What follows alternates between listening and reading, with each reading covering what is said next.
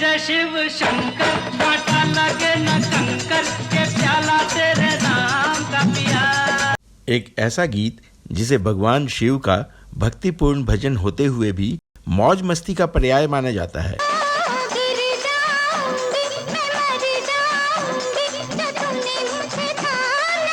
इस गाने ने फाग के रंग में भंग और सुर ताल का ऐसा मिलान किया कि इसे सुनकर आज भी हर दिल झूम उठता है। जय शिव शंकर, कांटा लगे न कंकर, के प्याला तेरे नाम का पिया। ये वो अनोखा भक्ति गीत है जिसे लोग श्रद्धा भाव के साथ साथ हुड़दंग भरे नाच गाने में भी प्रयोग करते हैं।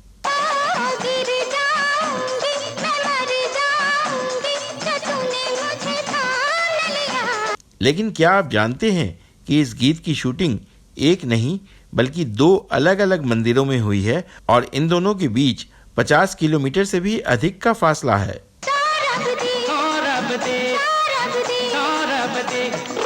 क्या आप सोच सकते हैं कि यह एक ऐसा गीत है जिसके धुन को इसके अभिनेता ने अपनी ढंग से बदल दिया था? और क्या आप यकीन कर सकते हैं कि इस गीत में गायक ने रिकॉर्डिंग में हुए खर्चे का भी जिक्र कर दिया और संगीतकार व फिल्म के प्रोड्यूसर ने भी इसे ज्यों का त्यों रिलीज कर दिया। जानेंगे और भी बहुत कुछ, बस बने रहिए हमारे साथ। दोस्तों नमस्कार, आप देख रहे हैं ड्रामा सीरीज इंडियन और मैं हूं धीरज। महाशिवरात्रि का पर्व, भांग और बॉलीवुड, जी हाँ, इन सब का नाम लेते ही बॉलीवुड का एक सुपरहिट गाना याद आ जाता है जिसमें कहा गया है कि भोलेनाथ की भक्ति में लीन होते ही सारे कष्ट दूर हो जाते हैं। जय जय शिव शंकर, कांटा लगे न कंकर, के प्याला तेरे नाम का पिया। यह सिर्फ गाना नहीं बल्कि महाशिवरात्रि का ब्रांड सॉन्ग है। यह वो गाना है जो इस पर्व की मस्ती को दोगुना कर देता है।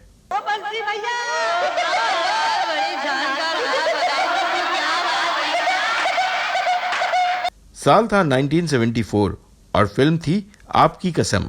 यह फिल्म निर्माता निर्देशक जे ओम प्रकाश की बतौर निर्देशक पहली फिल्म थी। उन्होंने फिल्में तो कई प्रोड्यूस की थीं, लेकिन निर्देशन में पहली बार हाथ आजमा रहे थे। इस फिल्म में राजेश खन्ना, संजीव कुमार और मुमताज जैसे दिग्गज कलाकारों ने काम किया था। इस फिल्म की कहानी और गाने लोगों को खूब पसंद आए थे।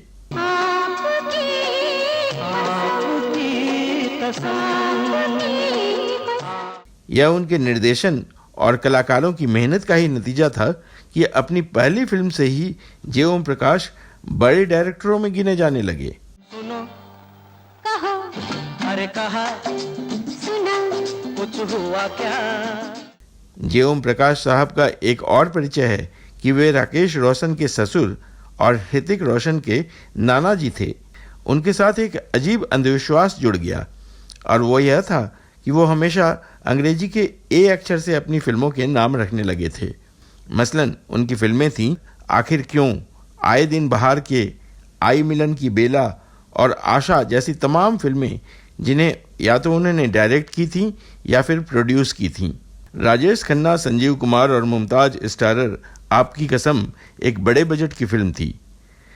आर.डी. बर्मन ने इस फिल्म का म्यूजिक दिया था। वो इस गाने पर थोड़ी ज़्यादा मेहनत करना चाहते थे।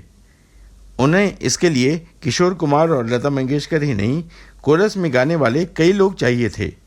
नतीजा ये हुआ कि गाने का बजट बढ़ता चला गया और फिल्म के प्रोड्यूसर डायरेक्टर जे ओम प्रकाश बार बार ये कहने लगे कि इस गाने पर बहुत ज़्यादा खर्च करवा दिया। इसका क्या नतीजा निकला, इसका जिक्र हम वीडियो में आगे करेंगे। अभी थोड़ी चर्चा इस सुपरहिट फिल्म के मेकिंग और रिलीज की। हिंदी फिल्म आपकी कसम मलयालम फिल्म वाजवे मय्यम का रीमेक थी। वाजवे मय्यम को 1970 में बनाया गया था। इस मलयालम फिल्म का निर्देशन एस सेतुमाधवन ने किया था। हालांकि आपकी कसम का अंत अलग रखा गया था। सिर्फ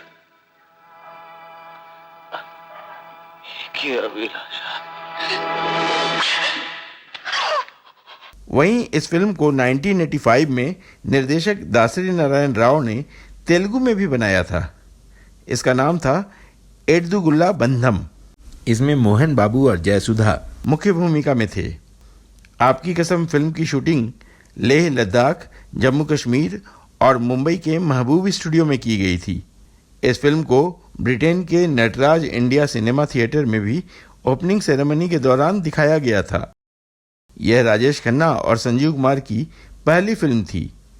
इस फिल्म में पहली बार दोनों साथ मुख्य भूमिका में आए थे।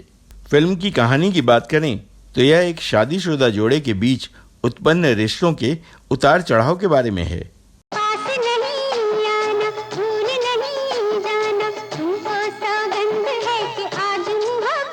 नायक कमल की भूमिका में राजेश खन्ना थे, जो एक आर्थिक रूप से कमजोर लड़के का किरदार निभा रहे थे। कमल को अपने कॉलेज की साथी सुनीता से प्यार हो जाता है। सुनीता यानी फिल्म की नायिका बनी है अदाकारा मुमताज, जो कहानी के मुताबिक एक अमीर परिवार से थी। दोनों में प्यार होता है और दोनों शादी कर लेते हैं, लेकिन बाद में कमल को सुनीता पर संदेह होने लगता है। कमल के दोस्त मोहन की भूमिका में संजीव कुमार उतरे थे। कमल को संदेह रहता है कि सुनीता का अफेयर उसके दोस्त मोहन से है, जबकि वास्तव में ऐसा कुछ भी नहीं था। इस गलतफहमी के बाद सब कुछ बर्बाद हो जाता है। फिल्म का पहला भाग रोमांच से भरा है, तो वहीं दूसरा भाग गंभीर है। दुख तो सभी की जिंदगी में होता है कमल। किसी को बिन मांगे मिल जाता है मेरी तरह, और कोई जानबूझ के मोल ले लेता है तुम्हारी तरह। इस फिल्म के वैसे तो कई गाने लोकप्रिय हुए, लेकिन एक गाना थोड़ा अलग हटके था। इस गाने को किशोर कुमार और लता मंगेशकर ने अपनी आवाज दी थी। फिल्म के सभी गानों का संगीत R.D. बर्मन साहब ने दिया था, जो इस सदाबहार गाने को कुछ अलग बनाना चाहते थे। इसके लिए उन्होंने धुन तैयार की। किशोर कुमार और लता मंगेशकर को गाने के लिए भी कहा, लेकिन उन्हें गाने की धुन कुछ खास पसंद नहीं आ रही थी। R.D. बर्मन जय जय शिव शंकर धुन को लेकर बेहद परेशान थे, क्योंकि यह गाना काका यानी राजेश खन्ना और मुमताज पर फिल्माया जाने वाला था, जिसमें दोनों को ही भांग के नशे में मस्ती करते हुए दिखाया जाना था। काका ने बर्मन साहब से पूछा कि क्या हुआ, तो उन्होंने कहा कि धुन जैसी मैं चाहता हूँ वैसी बन नहीं पा रही। काका ने कहा ठीक है, धुन सुनाइए। R.D. बर्मन साहब ने धुन सुनाई और वह बिना कुछ कहे वहाँ से जाने लगे, लेकिन राजेश खन्ना के दिमाग में वही धुन घूमने लगी, जिसका नतीजा हुआ कि वह अपने ही अंदाज में इस गाने को गुनगुनाने लगे। जब बर्मन साहब ने राजेश खन्ना को अलग अंदाज में गाना गुनगुनाते हुए सुना, तो उन्हें वह धुन काफ़ी पसंद आई। इसके बाद उन्होंने काका के अंदाज में ही फिल्म के गाने को रिकॉर्ड किया। हालांकि राजेश खन्ना को इसका क्रेडिट नहीं मिला। जय जय शिव शंकर इस फिल्म का सबसे महंगा गाना है। इस गाने के लिए J.M. प्रकाश साहब ने 25,000 की लागत रखी थी, लेकिन बर्मन साहब गाने को खास बनाना चाहते थे। ऐसा ही होता है जब दो दिल मिलते हैं, जिसके लिए उन्हें किशोर कुमार और लता मंगेशकर ही नहीं, कोरस में गाने वाले कई गायकों की जरूरत थी। गाने में कोरियोग्राफर की भी जरूरत थी। बर्मन साहब ने गाने की कोरियोग्राफी सुरेश भट्ट को करने के लिए कहा, जिस वजह से गाने का बजट भी बढ़ता चला गया और पूरी टीम 50,000 रुपये में साइन की गई। उस दौर में यह एक बहुत बड़ी रकम थी, जिससे नए नवेले निर्देशक बने J.O. प्रकाश साहब खासे परेशान हो गए। कारण यह भी था कि वो फिल्म के प्रोड्यूसर भी थे। उन्होंने बर्मन साहब से कहा, गाने में इतने लोगों की क्या जरूरत है, एक को ही रखो, वही सब कर लेगा। संगीतकार R.D. बर्मन साहब ने यह सुनकर मुस्कुराते हुए कहा, एक ही व्यक्ति तालियां, सीटी और अजीब अजीब आवाज़ें सब कुछ कैसे निकाल सकता है? क्या आप कुछ भी बोलते चले जाते हैं? गौरतलब है कि वह दौर आधुनिक तकनीक से रिकॉर्ड किए जाने का नहीं था। यह सुनकर J.O. प्रकाश साहब बाहर निकल गए। बर्मन साहब, जो अपने गाने को लेकर बहुत पैशनेट रहते थे, वह गाने को सिचुएशन के अनुसार परफेक्ट बनाना चाहते थे। गाना बेहद चुलबुला और मस्ती से भरा था। गाने की रिकॉर्डिंग शुरू हुई किशोर कुमार और लता जी पर, लेकिन लता मंगेशकर वैसा नहीं गा पा रही थी जैसा बर्मन साहब को चाहिए था। तब किशोर दा ने लता दीदी को सलाह दी कि बिना घबराहट अपने अंदाज में गाना गाएं। तब लता जी ने उस गाने को बेफिक्र होकर मौज मस्ती भरे अंदाज में गाया। सर पे ज़मीं पाँव के नीचे, रिकॉर्डिंग के दौरान कई बार जय ओम प्रकाश साहब आते और खर्चे का जिक्र करते। बार बार 50,000 खर्च के बारे में सुनकर आर.डी. बर्मन साहब परेशान हो रहे थे। आखिर में किशोर कुमार ने उनकी परेशानी की वजह पूछी। उन्होंने कहा कि डायरेक्टर साहब आते हैं और बार बार खर्चे का जिक्र करते हैं और जल्दी रिकॉर्डिंग करने का दबाव डाल रहे हैं। किशोर कुमार साहब को भी यह बात खटकने लगी। हालांकि दोनों में से किसी ने जय ओम प्रकाश को जवाब नहीं दिया। खास बात यह है कि दोनों ही मस्ती करने में उस्ताद थे। किशोर कुमार का स्वभाव भी बहुत चुलबुला था। वह जय ओम प्रकाश साहब की ओर देखते और हंसने लगते। उनके मन में मस्ती सूझ रही थी। वह डायरेक्टर साहब से थोड़ा मजाक करना चाहते थे, लेकिन रिकॉर्डिंग का वक्त आ चला था। जय जय शिवशंकर गाने की रिकॉर्डिंग शुरू हुई। किशोरदा और लता जी इस धमाल गीत की रिकॉर्डिंग करने लगे। गाना बड़ा ही प्यारा बनने लगा था।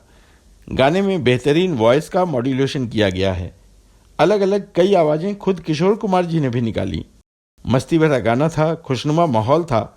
जोर जोर से ढोल नगाड़ों के तीखे संगीत के बीच किशोर जी का ध्यान गया जय ओम प्रकाश साहब की तरफ, जो अभी भी खुश नहीं थे।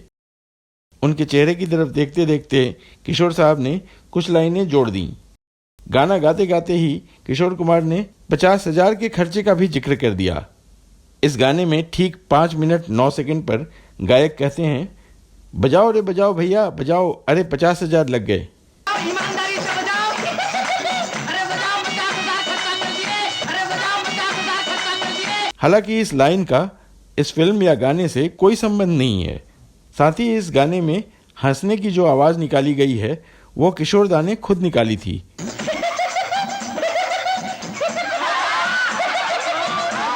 बताया जाता है कि उन्होंने हंसने की जो आवाज निकाली थी वो famous music director Shankar Jaikishan की जोड़ी में से जयकिशन जी की थी। वह कुछ इसी तरह से आर.डी. बर्मन साहब पर हंसा करते थे। दरअसल आर.डी. बर्मन ज्यादातर वेस्टर्न सॉन्ग बनाते थे, इसलिए वह उन पर कटाक्ष करते थे। किशोर कुमार की टाइमिंग, उनका सेंस ऑफ ह्यूमर लाजवाब था। गाना बनकर तैयार हो गया। उसके बाद जब पूरी यूनिट के सामने यह गाना बजाया गया तो किशोर कुमार की इस हरकत पर सभी दंग रह गए। अरे बजाओ रे बजाओ, ईमानदारी से बजाओ, अरे बजाओ, मजाक उड़ा खर्चा कर दिए। लेकिन इस गाने को ऐसा ही रहने दिया गया। यह गाना सुपरहिट साबित हुआ और आज भी लोगों की जुबान पर चढ़ा हुआ है।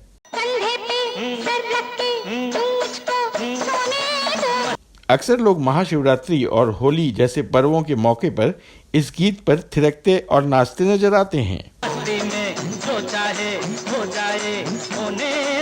संगीत के नजरिए से देखा जाए तो यह गाना फाग के राग पर आधारित है, जिसका प्रयोग फागुन के मौसम में व होली और महाशिवरात्रि जैसे पर्वों पर गाए जाने वाले मौज मस्ती भरे गीतों के धुनों में किया जाता है।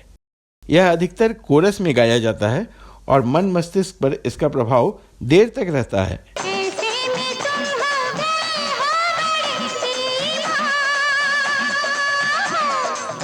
जितनी मजेदार इस गाने की रिकॉर्डिंग थी, उतना ही दिलचस्प इस पर फिल्माया गया सीन है।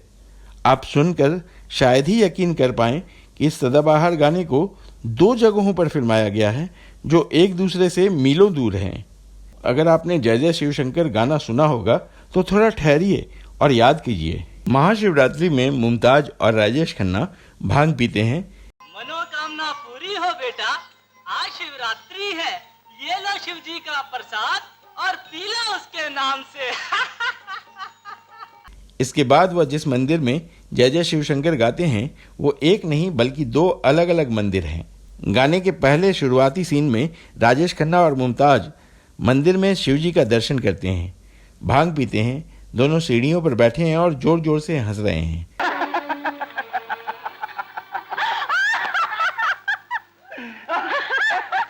गाने के इस भाग में जो मंदिर दिखाया गया है वो शंकराचार्य मंदिर है, जो श्रीनगर में है। यह मंदिर घाटी से 1000 फीट की ऊंचाई पर स्थित है। इतिहासकारों का मानना है कि यह कश्मीर का सबसे पुराना मंदिर है, जिसे 200 ईसा पूर्व में बनाया गया था। कहते हैं इसका निर्माण स्वयं आदि शंकराचार्य जी ने करवाया था।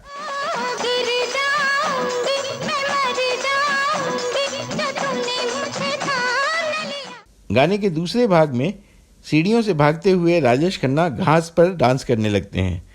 डांस के दौरान एक छोटा सा मंदिर दिखाया गया है। ये दूसरा मंदिर है जो गुलमर्ग में है और एक पहाड़ी के ऊपर स्थित है। जय जय शिव शंकर, कांटा लगे न कंकर। यानी दोनों मंदिरों के बीच कम से कम 50 किलोमीटर का फासला है। इस मंदिर का नाम रानी मंदिर है। यह मंदिर भी कई साल पुराना है और इसका निर्माण सन 1915 में हुआ था। बताया जाता है कि इस मंदिर को महाराजा हरि सिंह की पत्नी महारानी मोहिनीबाई सिसोदिया ने बनवाया था, इसीलिए इसका नाम पड़ा रानी मंदिर। इस मंदिर के साथ एक आश्चर्यजनक बात यह है कि यह भगवान शिव का मंदिर है और इसकी देखभाल एक मुस्लिम परिवार करता है। बहरहाल यह गाना सुपरहिट साबित हुआ और आज भी लोगों की जुबान पर चढ़ा है।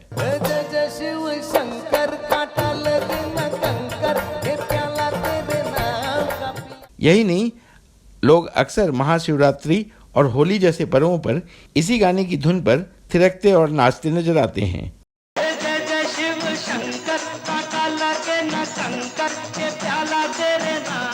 यह गाना अपने दौर में बिनाका गीत माला की सूची में साल का दूसरा सबसे लोकप्रिय गीत रहा।